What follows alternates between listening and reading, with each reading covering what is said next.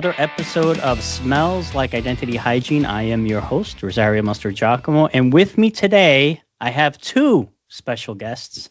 The first one is Brandon Traffinstead. See, Brandon, BT, I never say your full name, so even though we practiced, I still messed it up.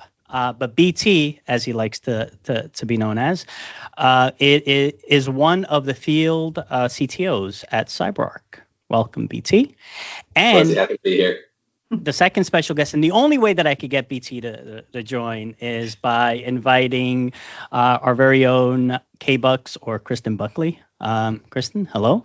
So, BT, can we start? Can you tell us a little bit about yourself, about your role, what you do at CyberArk, and then we will take it from there.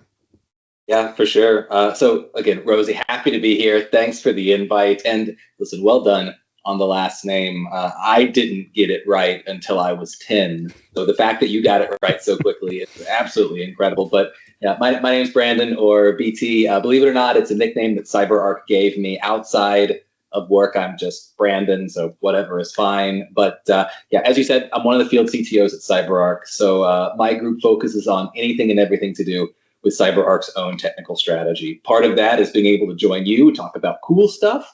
Part of that is chasing our product teams to make sure we're building stuff that is actually driving positive outcomes and isn't just stuff we think is cool. CyberArk's been crazy enough to keep me around for 10 years now. Always held technical roles at CyberArk, and before that, spent a lot of time in R&D. So I was on the dev side of things as a grumpy end user before I reformed my ways and came over to the security dark side. But again, super stoked at the conversation today, and thanks again for the invite. Awesome. Thank you, BT. And for anyone that has ever at all looked at or seen or worked with CyberArk, BT is, of course, a celebrity in those circles. But we also have Kristen, or K-Bucks. Kristen, can you tell us a little bit about your role? Sure. Yeah, I came to Sphere about almost 4 years ago now, after doing about a 10-year stint in financial services, doing some security data analytics around identity access management space. So then I came over to Sphere, working as a product manager, and have recently been promoted to being a product strategist. So similar role, I would say, to BT, just looking at the product, how we're evolving, strategy, making sure we're delivering a product that is great for our end users and adds value. Awesome. So first question for both of you. What is top of mind for you right now? What is the thing that you think about most? And of course, this is a podcast around identity, around security.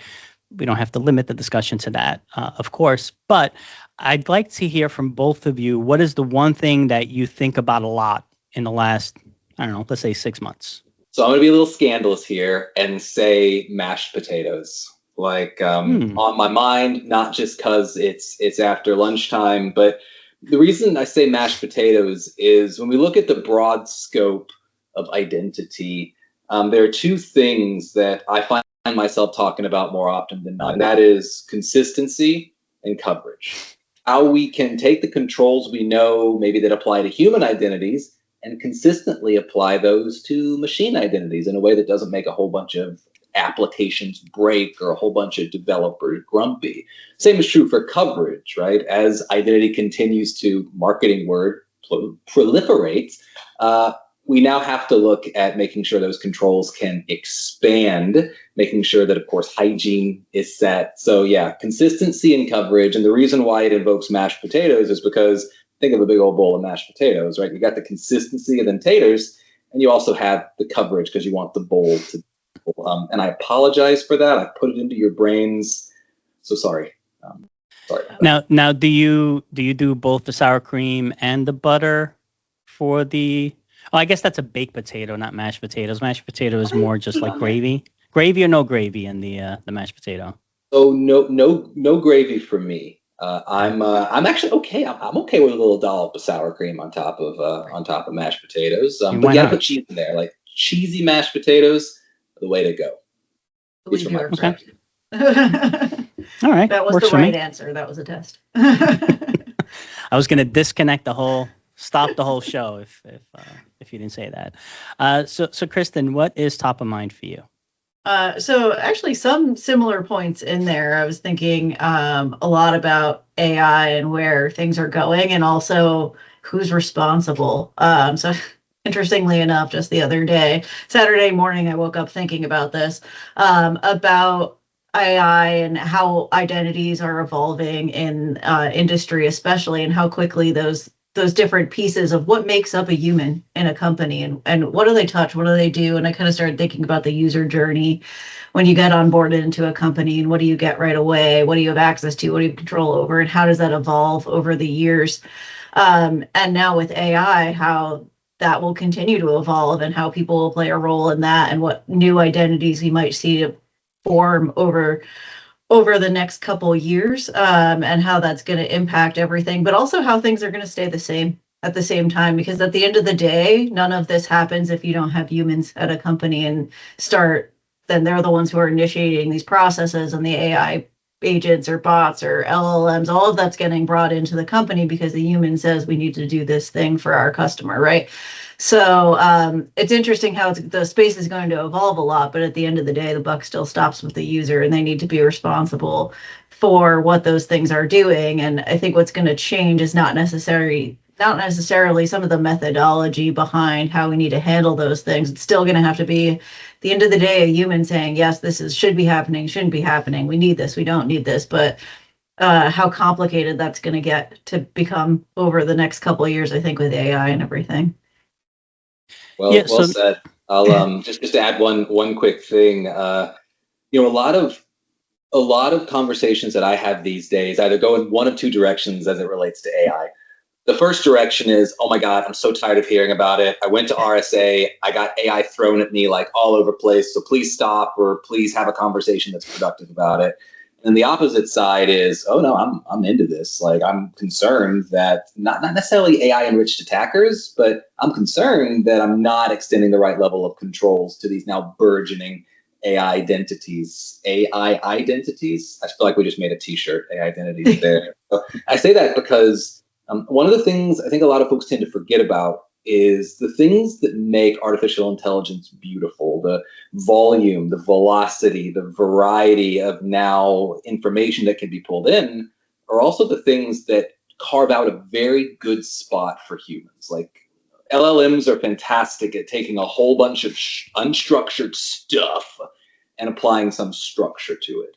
Humans are amazing at taking structured data and making unstructured decisions on that structured data. Creativity is the way that non-nerds might refer to that. So the more of the rote work that can be done, the more time humans can spend on not only the outcomes, but things like governance. Where does this process fit? Who's responsible? Accountability, that kind of thing. So it's opening us up to more, I'll call it noodling around policy, around compliance as it relates to AI versus just the, ooh, look, I can use it and it's going to be great kind of stuff that we see. Sorry, Rosie. Got excited. No, that's perfect. And you actually brought up one of the things I wanted to ask about AI identities, right? So we talk about human identities, we talk about machine identities. And if you think about those two as kind of two distinct things, right? The human is that unpredictable, fleshy thing that is very creative, but sometimes does weird stuff. A machine identity, in my mind, is that kind of very, if A, then B, if C, then D, and do this, repeat it over and over again, right?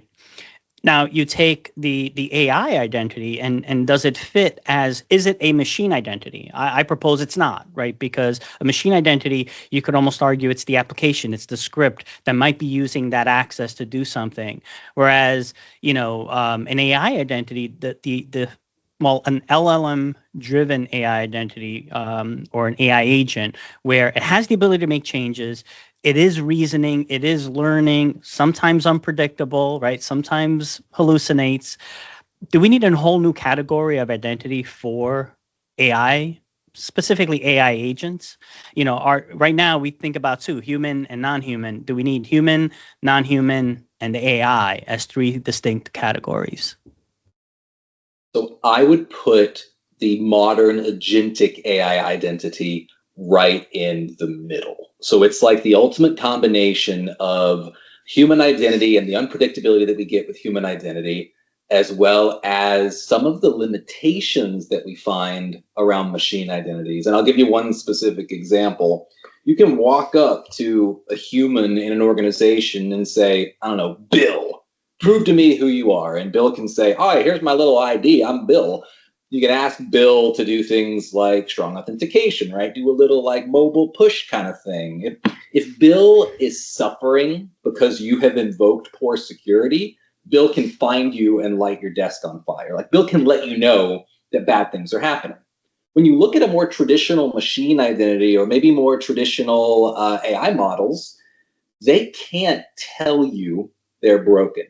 They fail closed. Oh, sorry, couldn't access this resource. Oh, sorry, I actually can't perform strong authentication like a human because I'm not a human, I'm a bot. So throw in some kind of token in me and then I'm good. So one of the first things that folks can do, even before we get into the modern agentic stuff and this sort of third pillar of identity, is look for ways to apply human principles to machines. Things like strong authentication. You can do it. Signature based off, better certificate management, that kind of thing.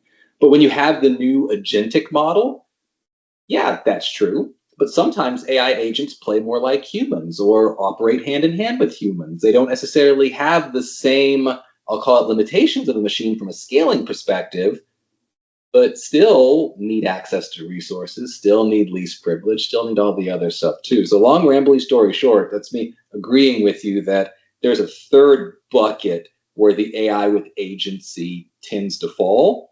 And then depending on where an organization might be or where a technology is, maybe it spills over into the machine side, or maybe it spills over into the human side. So Kristen, your Saturday morning epiphany, was that before or after coffee? I'm just curious. It was after, for sure. After yeah, coffee, my brain okay. is useless before coffee. So where did your mind land then when you know in the context of what you were thinking about? You know, were you thinking that, you know, we have to invent new ways of controlling an AI identity or really monitoring it or kind of understanding it? Or can we take what we've done with human identities, non-human identities, and apply it to these new things? Both, I think, is the answer to that question. So I agree with what BT was saying, where it's sort of this third bucket that could lean in either direction, right? They have some things about humans that it's more in common with, some things about machines it's more in common with. So I think discovering those identities, and especially if we don't have good controls around them when you're rolling them out and understanding what they are, let's assume something similar with what we did with cloud happens, where we just kind of explode and move everything to the cloud. We move everything to AI without really tracking it. And now we're all having this problem where we need to go back and discover everything that we have there and make sure we have the right controls on it. So if we're doing the same thing with AI, we're not tracking that and being really careful as we deploy it out into industry, then we're going to have some of the same problems, but I think it's going to be different how we solve them in terms of discovering them and understanding where they're existing, because they have a little bit more ability to learn and grow and create themselves if you don't have the right controls around them, right? So there's a little bit more to be concerned about there and figuring out how we go and discover and know everything that's out there. But in terms of solving the problem, getting those controls, the governance side of it, I think it's going to be somewhat the same, right? Like you're going to, at the end of the day, have to have somebody, a human in the company that's overseeing it. And like BT said before, looking at that structured data that we now have of these are all the things out there, and understanding how should they be out there, should they not be out there, and applying logic and an understanding of where they fit in the business and if they need to be there or if it's gotten out of control and like what we do about it. So I think a lot of what we do now around adding the governance back in, reviewing all of those cloud assets, all of the permissions that have been given, all the machine identities out there running in the cloud, we still need a human to say this should be there, this shouldn't be there, decommission this, move this over, this is too much permissions, these are too little permissions on that machine identity. So we're still going to need that around the AI identities, but I think how we figure out what's out there, if we let it go and grow before we really control it, is going to be a little bit different. MBT, so outside of just AI, and I've said this in like the last 2 or 3 podcasts, I have to mention AI at least 4 times. Right? I think otherwise, as a technology podcast, I get listed from Apple and Spotify. So I think we've said AI 4 times. I was keeping count in my I think we got it. Maybe more like double AI. Next gen, triple gen, we could just say AI, models, MCP. Got to throw in MCP in there. Yeah, got to throw in all the buzzwords. But so I mean, this could include AI. It doesn't have to. But you talk to a lot of customers, right? What are people doing right? We always talk about, as security people, as technology people, we always talk about, this is a mess and that's a mess and people aren't doing this right. As a whole, are you seeing patterns of where people are doing something right, where maybe if you went like 5 years ago, it wasn't the same case? It's funny, the thing that is going the most right, that I personally see be the most successful, is actually a really good dovetail from the AI conversation. And that is 5 years ago, 10 years ago, when we went and talked to security teams, it was very much the security hammer. You will do this because security says you're going to do this. And if you don't, well, I'm sorry, because security wins. These days, we're finding with the advent of more, I'll call it operationally focused users, more of a lower expectation of constraint for folks like cloud SREs or dev adjacent individuals. We're finding that security is approaching them and saying not do it or else. It's, hey, by the way, if we're implementing good security, it's actually going to save you time. It's going to decrease the number of clicks that you have to make.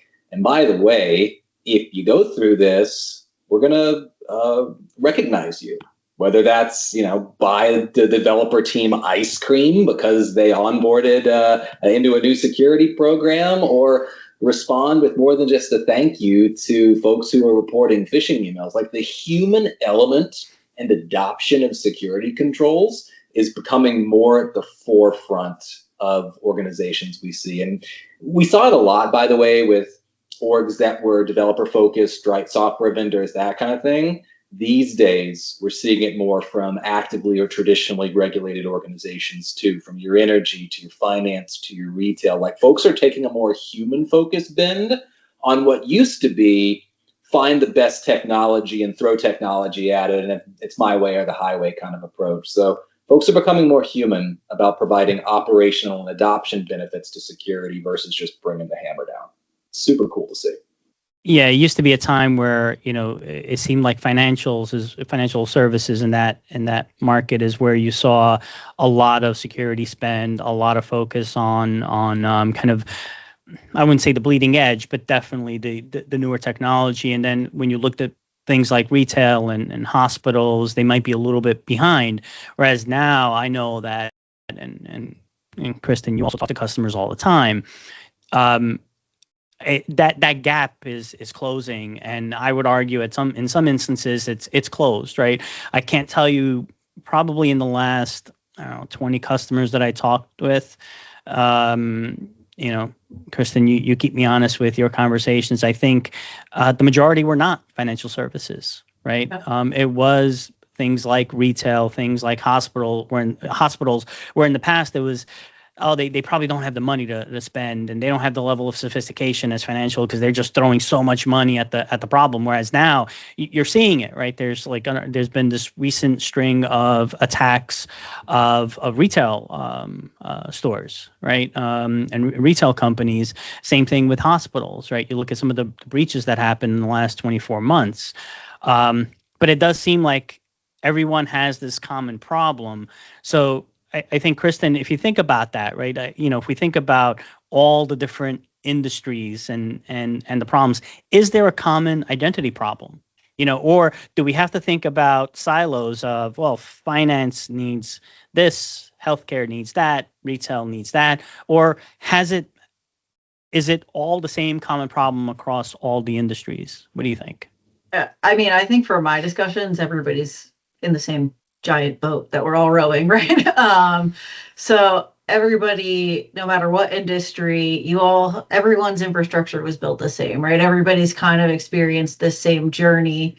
And now we're all sort of being attacked in the same way, right? Like attackers are leveraging historical accounts that no one knows about out there and taking those over and going unnoticed and seeing what they can get to and escalating permissions. And I think with every customer I talk to, they're all trying to figure out that same problem.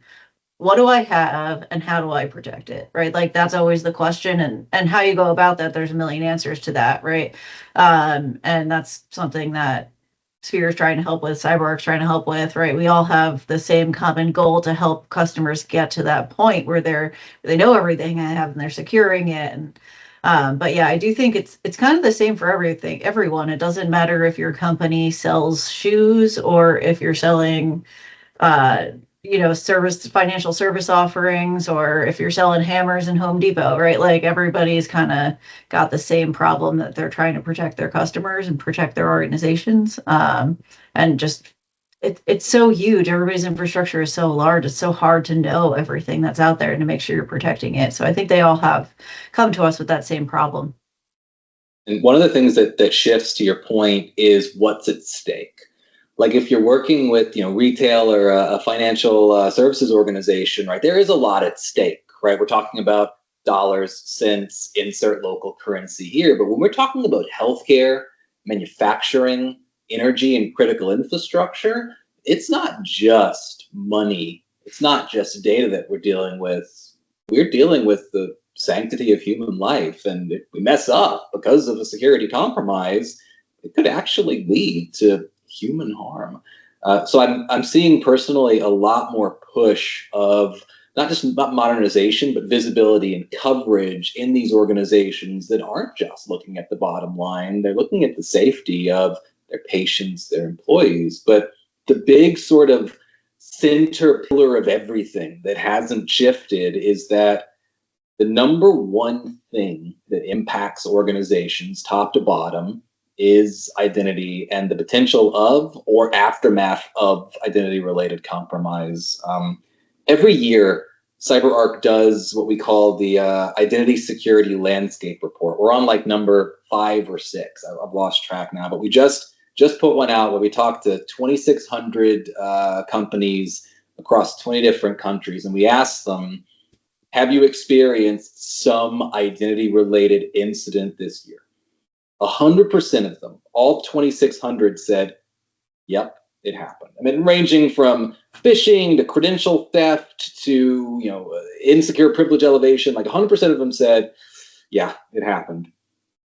The number got worse year over year. Not that last year was 100% too, but the number got worse this year in that more experienced 2 or more incidents. 87% said it happened at least twice.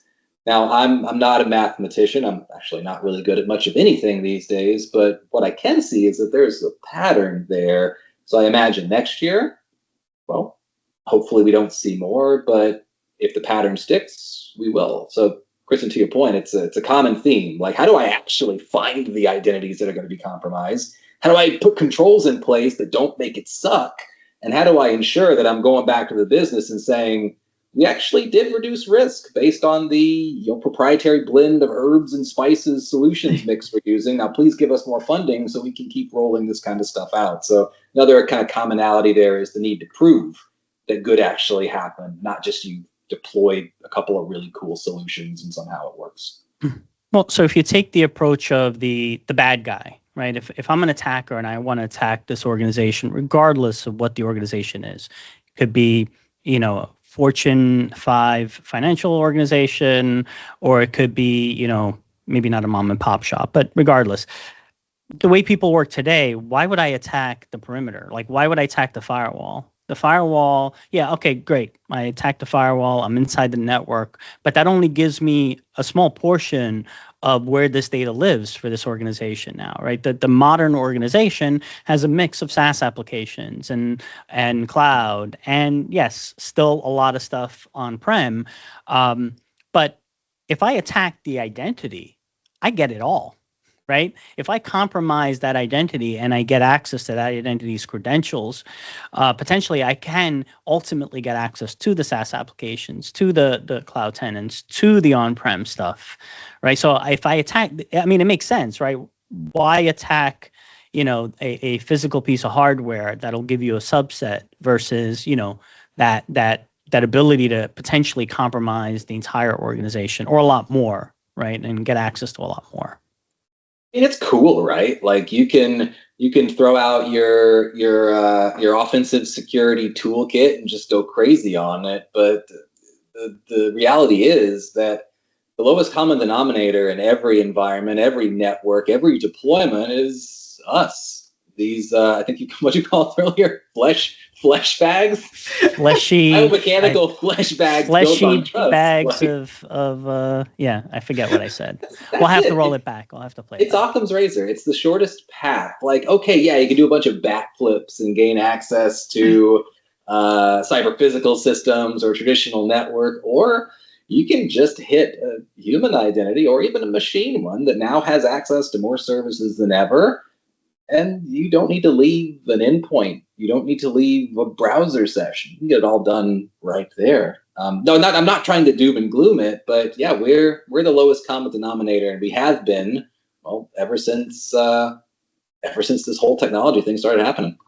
It is a question I've been asking people: what gets breached, the human or the account? Is it ultimately the entry point could be the human clicking on a bad link, of course. You could brute force an account password, but ultimately, I would argue what you really want to get to is that identity, because you don't want to just get that one account. That account might not give you everything you want, right? But if that starting point, if you can breach the human and get to what that human can do, arguably you'll probably get a lot more than just an individual account. Right, especially with a mix of SaaS, on-prem, and every way that people work these days. It depends on the end game. Like if I end up clicking on the wrong funny cat video and you compromise my identity, I can tell you I don't have back-end access at a privileged level to any CyberArk systems. I don't need it. They don't trust me. Those are kind of the two elements of the equation there.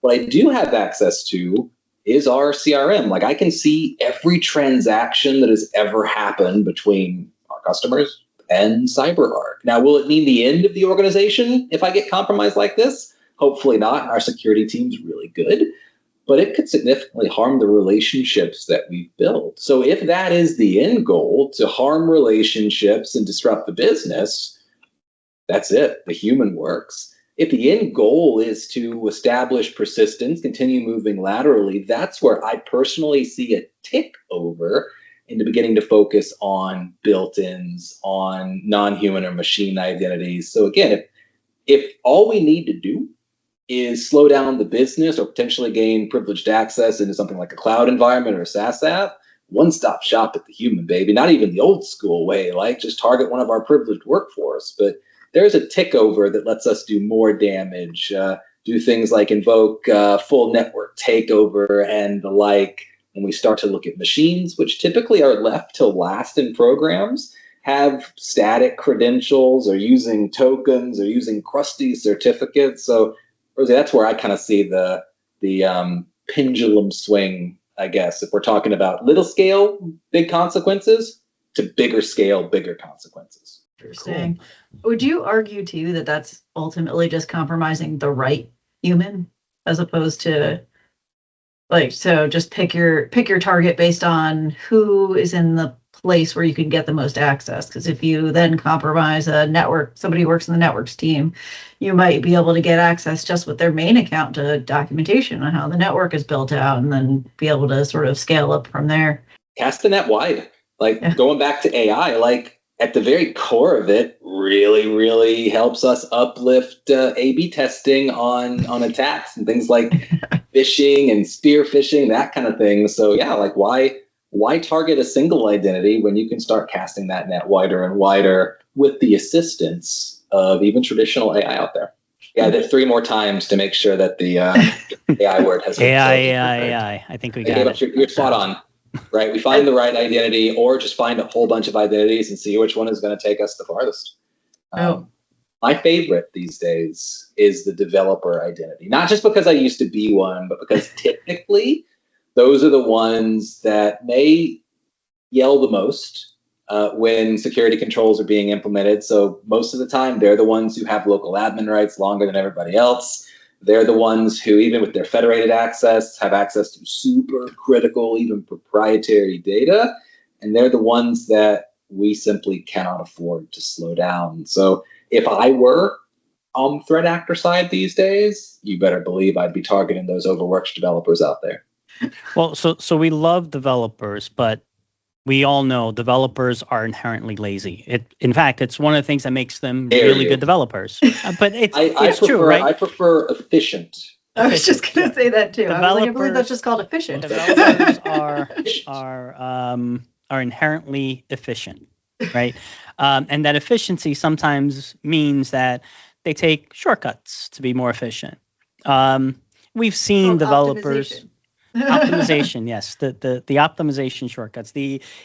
Well, instead of me waiting to get that properly issued service account, I'm going to just go ahead and use my account because it has the access that it has, and I'm going to let the service run and kind of do what it needs to do with my account. And I know we've never seen that kind of efficiency happen in the real world, but it does happen occasionally. I absolutely did not just do that yesterday. Or Friday. You know better. The thing that I worry about when it comes to taking it back to AI, because if we go too long, that's the other thing. If it's too long without mentioning AI, it also. But I wonder, we talk about AI identities and we talk about the access that identity could have. Potentially, we've seen where a developer might use their personal account where they should be using a service account.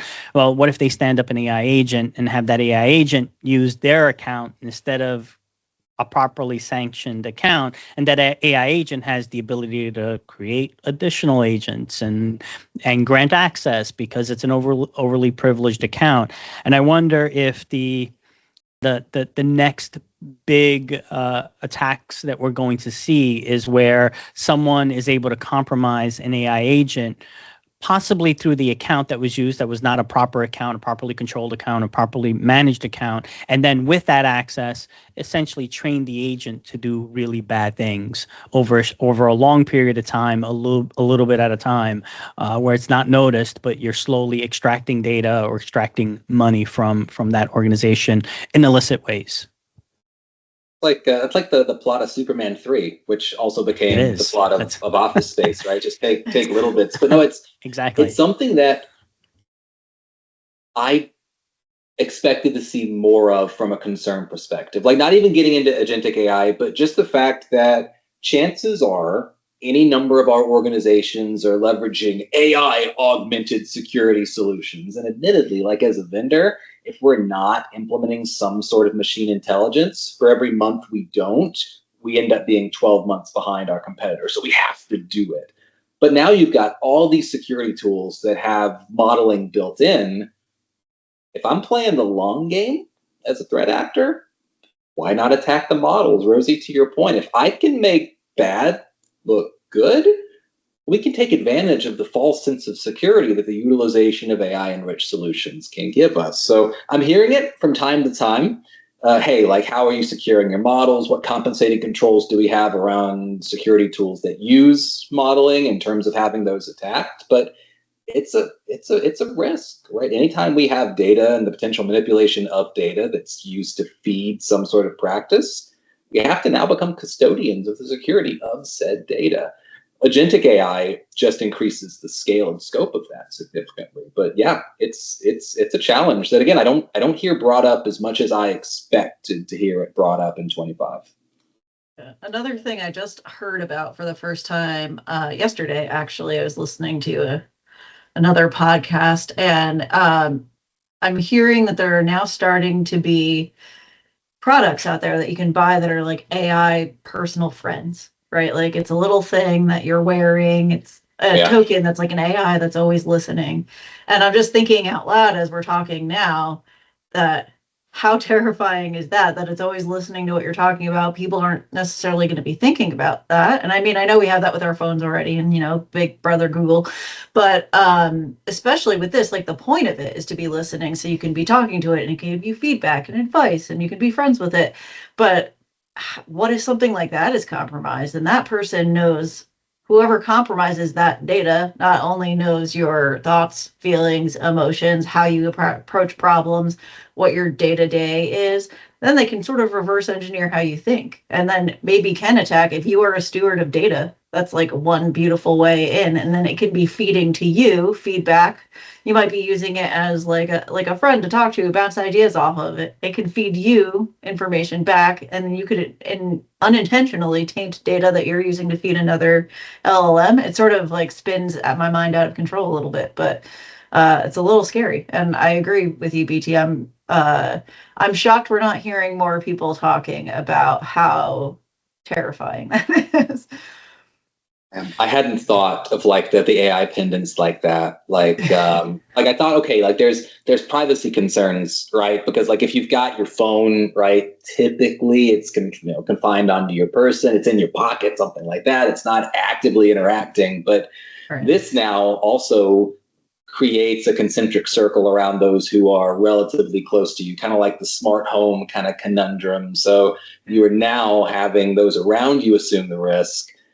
Because if we get advanced enough, right, building profiling on your closest acquaintances, as an example, sort of extends the threat surface. So yeah, I am now also freaked out because you got me excited that there was like a chance that AI could be my friend to add to my friend list and make it 1. But now, no, I'll continue having 0 friends. You have to treat your AI like a frenemy, right? Exactly. It's the things you love most could do you the most harm. I think you have to treat it like that. And I imagine we'll start to see, like, if not already, because again, it's not something I talk to folks about, like we'll start seeing more corporate policies about leaving these at home, as an example, at work events, or leaving them outside of your working area during the business day, keeping it so many feet away from your laptop, stuff like that, which also, I'm surprised there aren't more, maybe there are, I just haven't seen them. There aren't more corporate policies that talk about smart homes in your home office, or not smart homes, smart assistants in your home office. Like, I don't know if y'all have seen it, but I haven't seen any specific policies rolling I've seen some. We had one customer that told me a story that they had an executive that wanted to use Alexa, and they were like, no, we can't let you do that, right? We can't have a listening device in your office where you're having these very sensitive conversations and we don't know what's being recorded and what's not. So if we were to look ahead, let's talk about 5 years from now. This is going to be a tough question to answer, especially with everything changing in the last, what feels like 6 months to 2 years. But if you had to look, so BT, if you had to look ahead 5 years from now, what do you think is going to be the biggest issue that people are going to be contending with? And I know this is a really, really tough question, but kind of what you're seeing, based on what you're seeing right now and what you've seen in the last, again, 2 years. Let's talk about it in the context of the AI era.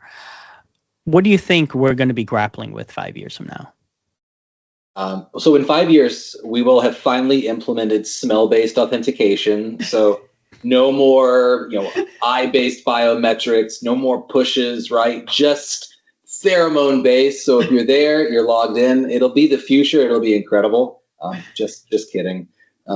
I think the big things that we'll be looking at in 5 years, regardless of whether we're dealing with the rise of agentic AI or whatever is around the corner next, or we're looking at the inevitable quantum break, and now we're refocusing in on post-quantum readiness. Really, the big concerns are going to be the just sheer increase in the volume of identity material we have to concern ourselves with, the variety of said identities, which factors in what we mentioned, and the velocity and how quickly things move. We've already seen it be the sort of uptick, right? It's the swish between the flip phone to the first smartphone, right? We are now moving at smartphone pace.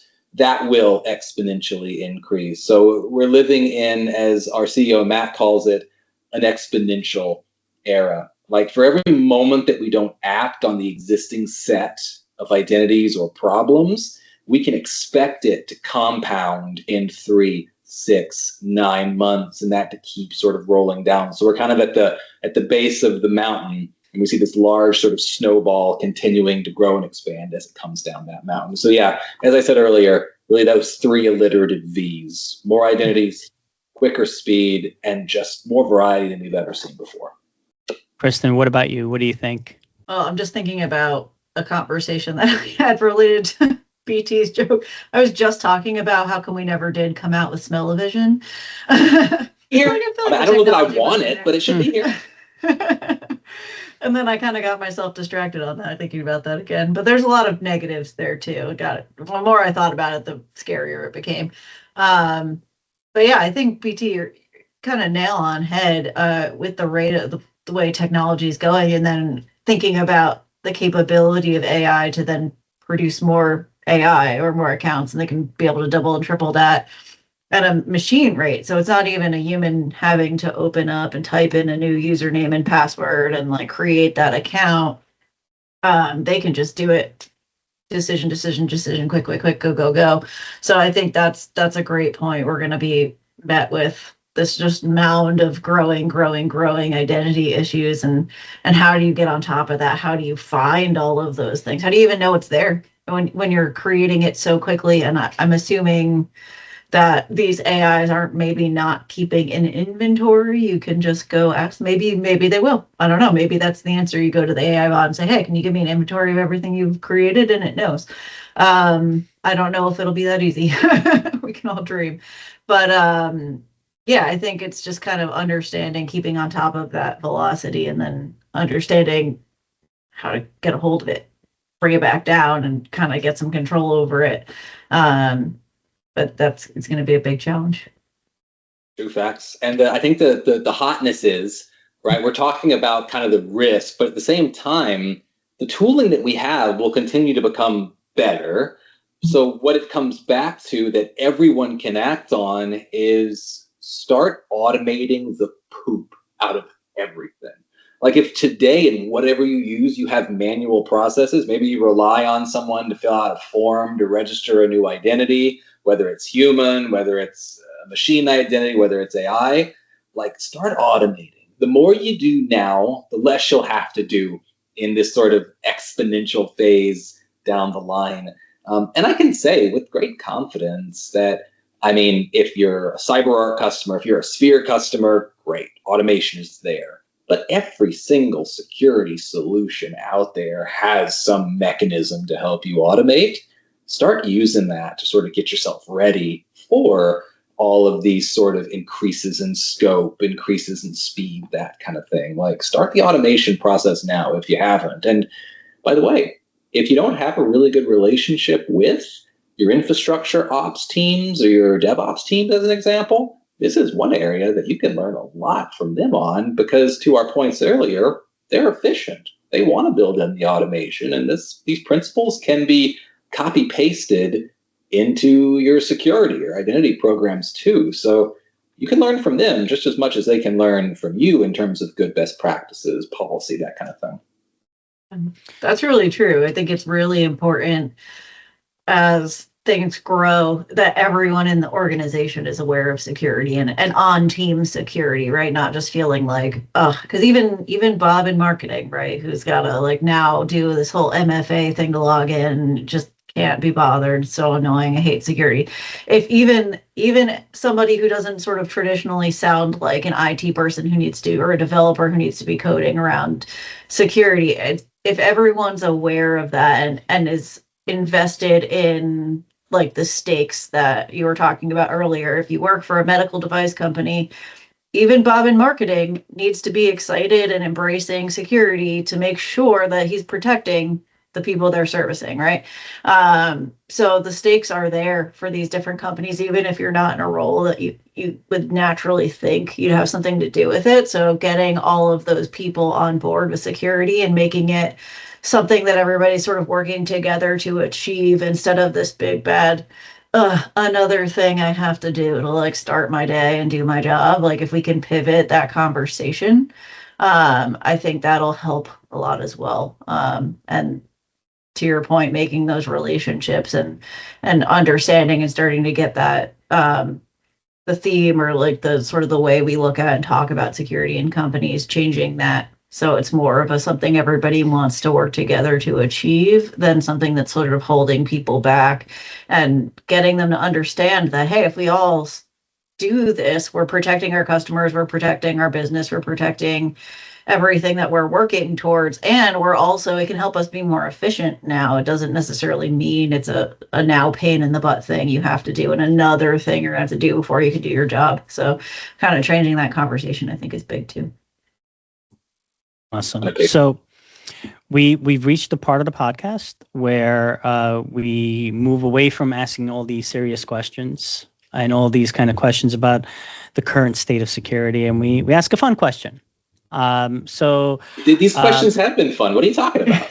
Well, how about, instead of fun, how about I say non-technology, non-security related question?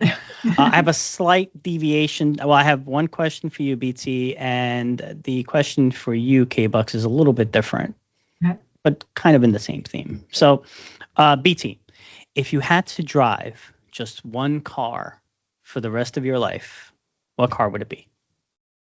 All right. So I have clarification questions that I'll ask you. Okay.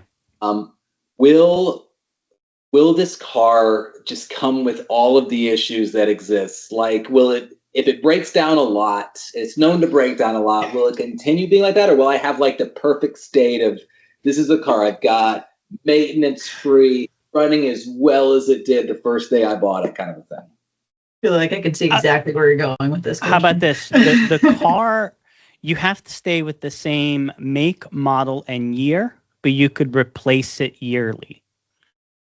Okay. But you get a brand new, every year you get a brand new, that year, that make, that model. So the things that come with a car, like, you know, a car that you're driving for 20 years, you don't get that, right? So, but it is that car. So, but if that car brand new has a flaw, then you get that flaw.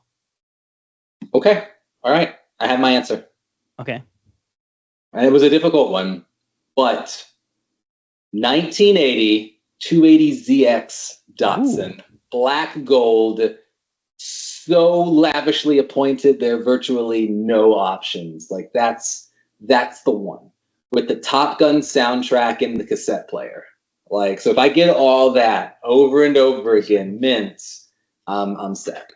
Okay, so now the real question is why? Why that car? Why not? Well, I mean, is there something, you know, machine that has have you had existed. One before? Was it a car from your childhood? Is it like, has it always been your dream car? Like, what is the story behind why that car? So I've never had one, but I have driven one before. But what got me interested there is the most late 70s, early 80s commercial ever that talks about this like special anniversary edition. Like the guy has like straight up mustache, like they're really into it. So the commercial alone is what sold it. But I'm a big fan of sort of Datsuns and Nissans around that period. Also, as a nerd, big fan of the DeLorean. But the problem with that one is 0 to 60 in 12 seconds. I don't know if that's a good trade-off for the Gullwing doors. So, but no, for me, like it's the one that came to mind. I will say the reason I asked the question though is my very first car was a 1969 Volkswagen Bus that I bought out of a junkyard and spent all my like summer earnings on sort of refurbishing, and I did everything but replaced the gas tank, which was just rusting to nothing. So every like maybe 3 weeks, big old piece of rust would get stuck in the carburetor, and I'd end up having to push the bus, which is okay because they're tight. But maybe if I could have that one with like a good, non-rusted gas tank, that was a pretty cool ride outside of the lack of air conditioning. But what are you gonna do? Well, 0 to 60. About the new ones that they're coming out with now, the new electric buses. The ID Buzz. ID Buzz. I'd like to like have one for like a week and like play around with it. Yeah. So Kristen, the slight deviation, because I know your answer is going to probably be like a C6, C7 Hunter Green Corvette, right? Cheating. We had this conversation like 2 Yeah, days we've ago. had this conversation. So I have a slight tweak, right? That is your ideal car, right? The car that's your dream car, not a C8.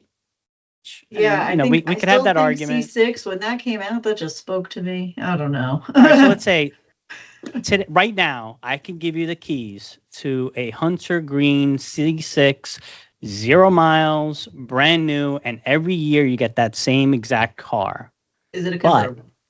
Of course. Okay. I mean, that's a given. You didn't specify. But to get that, you have to give up coffee for the rest of your life. Oh, that's just a mean trade-off. You drive around the block a couple times. It's the same as coffee. You could drive the car.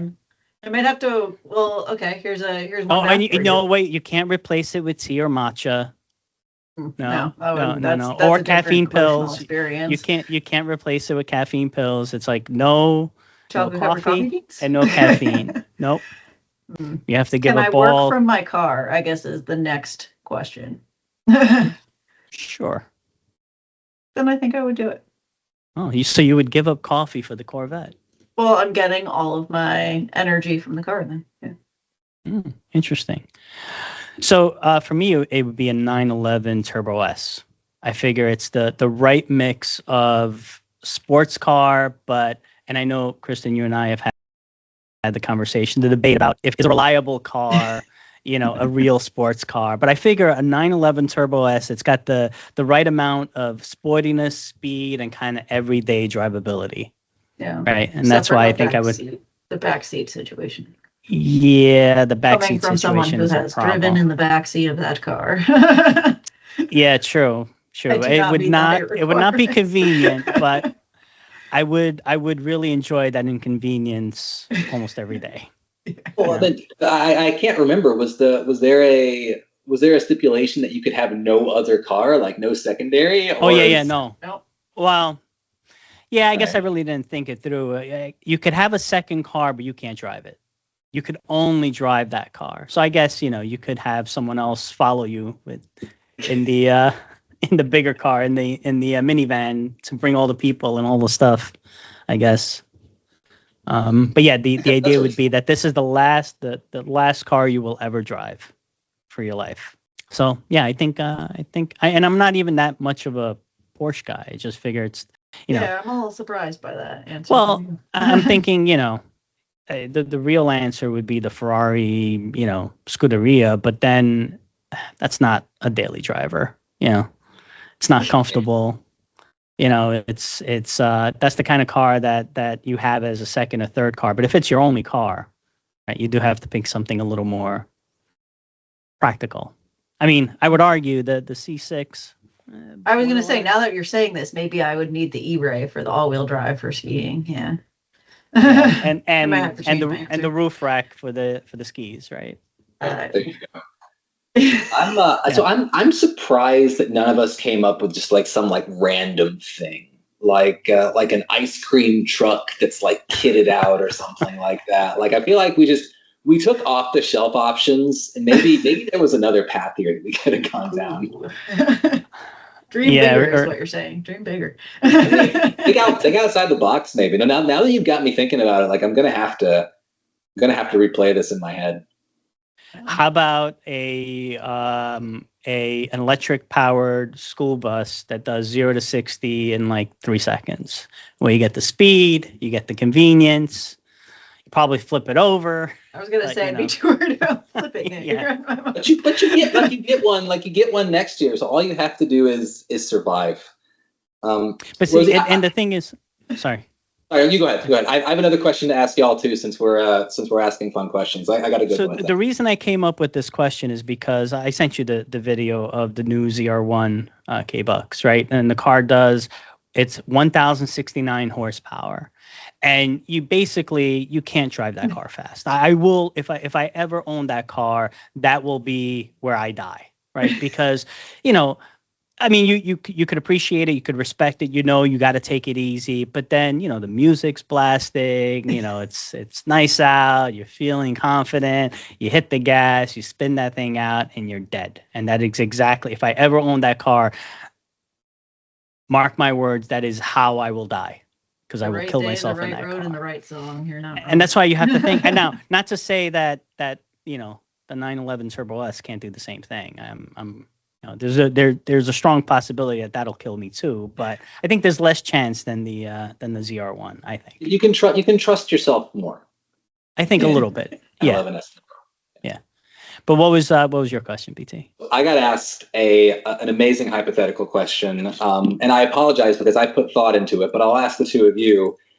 If you could assume the life of one fictional character, whether it's comics, movies, video games, whatever, but you had to live out the rest of their life with all the problems that you know about, every trial that's faced, who would you choose?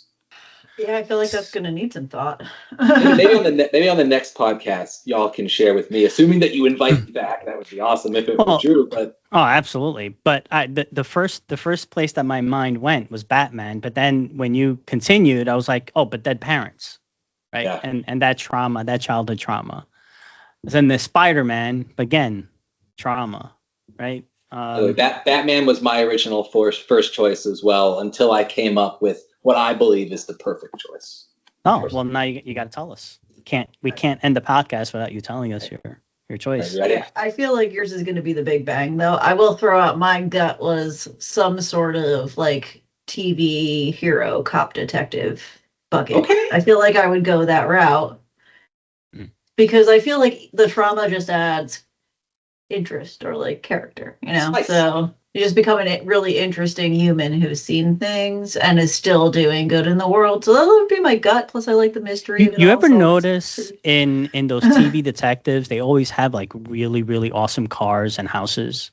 Yes. You know, they're supposed to be like a city cop, and then they go into this huge apartment. I'm like, what is this? Well, you must be crooked to get that nice, or the really nice old school sports car. Right? Yeah, I mean, you have to have the right car to fit whatever undercover character you're playing, so you can also kind of be whatever you want. And at least in the TV shows, if they're fictional, they never die, so it's great. You don't have to worry about that part. Right. Yeah. True. I like that. Yeah. Good choice. Well, that's my gut, but I'll keep thinking, see if anything else pops. So now, like, mine's like way less cool. Like, yours is definitely more really cool. Mine is just like nerd. But so my choice, less than yours, K-Bucks, you've got the right one, is Bilbo Baggins. That's who. Because think about it. Like, Bilbo, first of all, has property, which, okay, cool, right? Inherited property, legit. Lives the first portion of his life just having a great time, eating a bunch of cheese and bread, hanging out in the Prancing Pony, just having a great time. Goes on a wicked cool adventure, right? Meets a whole bunch of different characters, right? Thor, meet Gandalf, all that stuff, and then gets to go home afterwards with money. So dude living it up, goes on an adventure, comes home, fast forward a couple years, adventure round 2. Ends up, writing a book, scooting around, and I'm sorry it's a spoiler, but I mean it's Lord of the Rings, but like dude just goes and hangs out with the elves forever. Like pretty cushy kind of scenario from my perspective. So yeah, Bilbo is my choice. That's actually a really that is a good one. Yeah. Long life, well, good times, die, right? Good times. 100 pink. Writes a book. Can I throw out a question too now that we're all passing around a question? So I do have a great question that I ask everyone. This is a thing that a couple friends and I in the my ski friend group started questioning, and now it's really interesting to me to hear everybody's perspective. But what would be the perfect hot tub food? Gosh, there's a lot of angles to consider. Is alcohol involved? It can be, yeah, absolutely. It's optional. Well, I'm saying too much alcohol where you got to worry about I'm going to spill it. I don't want to spill it in the hot tub kind of situation. Sure, that's not food. That's a beverage, I guess. No. I don't mean like is alcohol involved when you're consuming that food? Do you have to worry about the person who's going to get drunk and get the pizza into the hot tub? Oh yeah, you probably should consider. But also pizza inherently bad because you got wet hands and you have to touch it. Oh, right. Like my brain immediately went to remember those Flintstones push pops that you would get? Like my brain was there, and I was like, "That's perfect." But then you made me think, like it was cardboard, so if it got wet, it would just like bleh, just kind of disintegrate. So now I'm lost. You're actually you don't have a table. Not too far off from what I believe to be the right answer after my years of research. But is it soup? The hot tubs are 104 degrees. Like I guess cold soup. You can have a cold soup. Yeah, I guess that's true. You can have a cold soup, but then you have to have spoons, and it's very drippy. No, you can drink it. You can just drink it, right? Let's drink it in a mug. Like a cup of soup. Yeah, like a mug of soup. I mean, I guess there's some practicality to be considered there. Yeah. Or, I mean, if we're going down that road, how about a smoothie? Yeah. Okay. Right? You're not touching it. It is food, right? Enough yogurt, protein powder. I guess that's true. Yeah, that could count. I would still put that in the beverage category. I feel like all beverages are kind of on the table for hot tubs. That's a pretty easy option. I feel like we're missing something like super obvious, like the most obvious thing ever. And maybe Kristen, yours is like the next level one, but I'm trying to think if there's anything else. I gotta know yours. I'm out. Like my brain is still stuck on the Flintstones push pop. Flintstones pop is a solid option, but you're right, the cardboard is the thing that breaks it. So I would argue thus far the best one that I've discovered is a Klondike bar. Okay. And the reason because it's in a tinfoil wrapper. So you don't have to worry about touching it. And when you unwrap it, it catches any drips. And the shell inherently holds in the ice cream. So when it melts, you're not going to get that all over you. And it's a good temperature to balance out the heat. So it enables you to stay in the hot tub longer. I see that. Yeah. So that's the one I found so far. Bar jingles in my head. Yeah. Do they have flavors of those, by the way, or is it just like the vanilla? Like, do they have like a mint chocolate chip Klondike bar? Oh yeah, they do. In fact, have a mint chocolate chip Klondike bar. That would be the flavor that I would choose for like the hot tub. Yeah, have tried, successful. But why wouldn't you? But why wouldn't you just get ice cream in a cup? It would melt, overflow the cup, drip in the hot tub.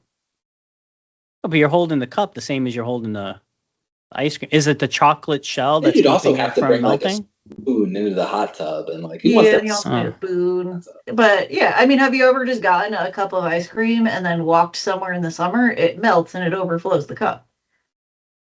Oh, well, you could get a bigger cup or a half full cup, but I think bigger cup is better. Yeah. Or what about mashed potatoes? Mashed potatoes in a big cup. Yeah, I guess you could consider some things like that. I can't say I've ever considered eating mashed potatoes in a hot tub. I'm gonna have to think about that next time I'm in a hot tub. Does feel like it'd be a weird thing. First, you're not eating a cream steak and cheese on it, and then you have to have a whole buffet, and then you're gonna spill the toppings. I mean, it's not really food. We're talking about because you're not gonna eat a steak in a hot tub. It feel weird, right? Or baked potato, it's just the cutting French fries. No, because your hands are wet. Yeah.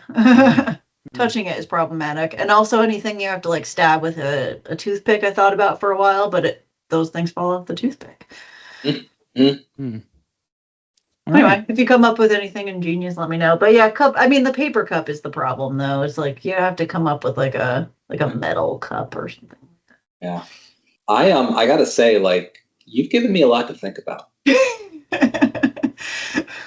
Mostly not about security and technology. Do that all the time anyway. I'd rather think about the thermodynamics of a cup of ice cream in the hot tub. Driving your 280Z. In a hot tub, just consider what should I be eating right now and how badly would it go. Forever. Could you say the same thing for just taking a bath? Something to eat while taking a bath. Would the hot tub, the fact that it's hot, add a new element to it, or would it also apply? Oh, it's outside. It could be rainy. Yeah, and it's a social thing. You have other people. Yeah. But yeah, and the temperature stays hot, and you've also got bubbles, so that kind of messes with it with the spraying option of water. How much chlorine do you want to eat? Process. This is one of the occasions where bagel bites is not the most perfect food. It's rough. Yeah, which is sad actually. Maybe you should invent a whole new food category. a series of wrappers that you could eat a bagel bite, but it is like a Klondike, because your thesis is that the wrapper is what makes the Klondike bar. Right? Well, no, because it's also it's the chocolate wrapping. Because Yes. you could very practically hold the bottom and eat from the top and have everything be caught. Otherwise, with the bagel bite, it's going to be hard because how do you hold that without like disturbing the toppings on top and getting the right ratio of bread to sauce and it's to cold, cheese? right? The fact that it's cold is also Cold helps with the hot tub, yeah. Depending And on how we- many hours we've been sitting in the hot tub, it also changes your perspective on what you want. That's a business. Make stuff hot tubbable. Like take Right. something that's perfectly serviceable outside of the hot tub and add all the right things to make it proper hot tub enjoyable. Yeah. cold and big wrapper. Freeze dry. Yeah. So anyway, something to consider next time you find yourself in a hot tub. Well, we have definitely gone off the rails, but this is all fantastic. I think this is what people actually listen to the podcast for. BT, this was fantastic. K-Bucks, as always, thank you so much. And BT, anytime you want to come back, it's open invitation. Thank you so much. Appreciate that, Rosie. It was an absolute pleasure, as always, anytime that all of us can get together and chat. So thank you both for that as well. Thank you for listening to this episode of Smells Like Identity Hygiene. Smells Like Identity Hygiene is a production of Sphere Technology Solutions, and our producer is Matthew Flynn. Until next time.